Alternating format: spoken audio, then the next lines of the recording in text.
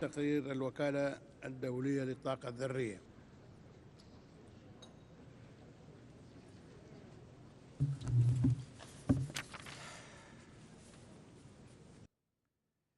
The gravest threat.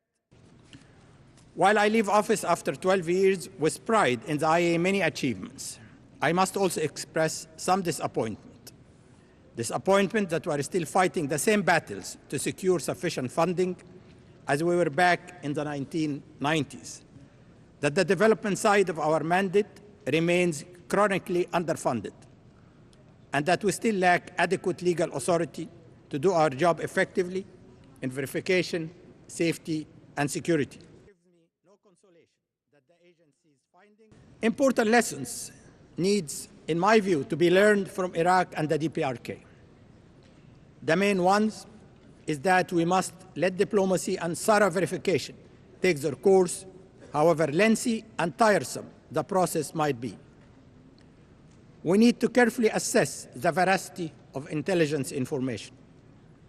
We must engage those with whom we have differences in dialogue rather than seeking to isolate them. We must act within the framework of international institutions, in this case, the IAEA and the Security Council, and empower them rather than bypass them through unilateral action. The agency, for its part, must draw conclusions. Nevertheless, a number of questions and allegations relevant to the nature of that program are still outstanding and need to be clarified by Iran through transparency and cooperation with the agency. As I have pointed out many times, however, addressing the concerns of the international community about Iran's future intentions is primarily a matter of confidence building, which can only be achieved through dialogue. I therefore urge Iran to be as forthcoming as possible in responding soon to my recent proposal based on the initiative of the United States, Russia, and France, which aimed to engage Iran in a series of measures that could build confidence and trust and open the way for comprehensive and substantive dialogue between Iran and the international community. The issue at stake remains that of mutual guarantees among the parties.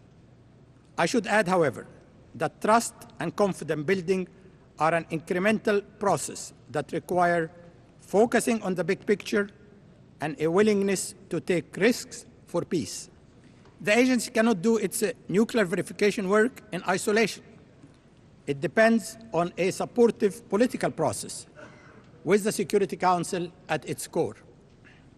The Council needs to develop an effective, comprehensive compliance mechanism that does not rely only on sanctions, which too often hurt the vulnerable and the innocent.